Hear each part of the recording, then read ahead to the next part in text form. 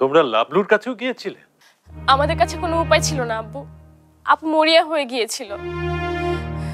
কাউকে দিয়ে কাজটা হয়নি বলে আমরা রুমি ভাইয়ের সাথে যোগাযোগ করি। রুমি ভাইও রাজি হচ্ছিলেন না। আমি আর আপু মিলে ওনাকে অনেক অনুরোধ করে রাজি করাই। রুমি ভাই টাকার জন্য কিচ্ছু করেনি আব্বু। উনি এই কাজের জন্য একটা টাকাও দেয়নি।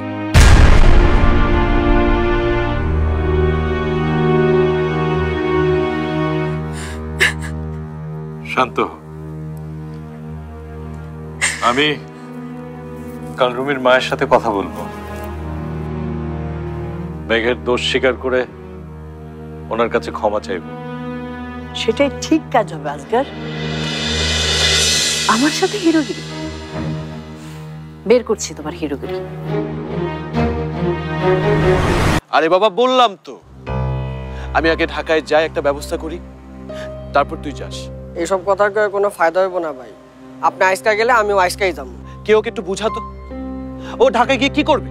সমস্যা কি, ওকে সঙ্গে নিয়ে যা। আরে বাবা, আমার নিজেরই তো কোনো ঠিক ঠিকানা নেই, ও ওখানে কি করবে? ঠিকানা হয়ে যাবে। আর কোথাও যেতে গেলে একজন সঙ্গে থাকলে ভালো হয়। আচ্ছা ঠিক আছে। এ রাশেদ, বাবা তোকে অনেক পছন্দ করে, বাসার সবার খেয়াল রাখিস।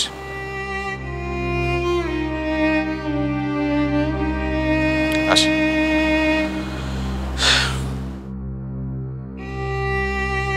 তবু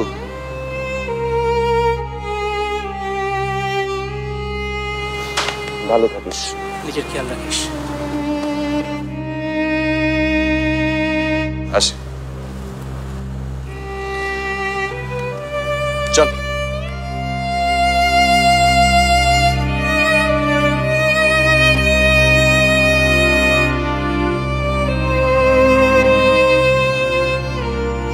ভাই দেন।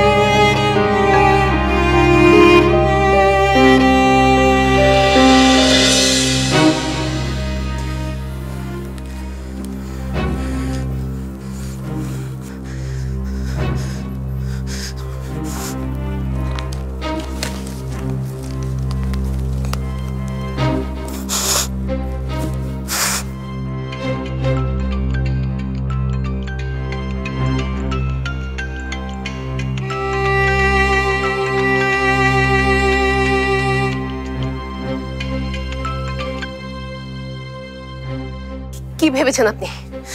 কি ভেবেছেন মহৎ মানুষ হতে চান? আপনি সবার চোখে নায়ক সেজে আমাকে ভিলেন বানাতে চান? ছাড়বো না আপনাকে। চাইলেও আর ধরতে পারবে না আমাকে। আমি এই শহর ছেড়েই চলে যাচ্ছি। না না, আপনি যেতে পারবেন না। আমাকে সবার সামনে ছোট করে আপনি কোথাও যেতে পারবেন না। ভালো থেকো।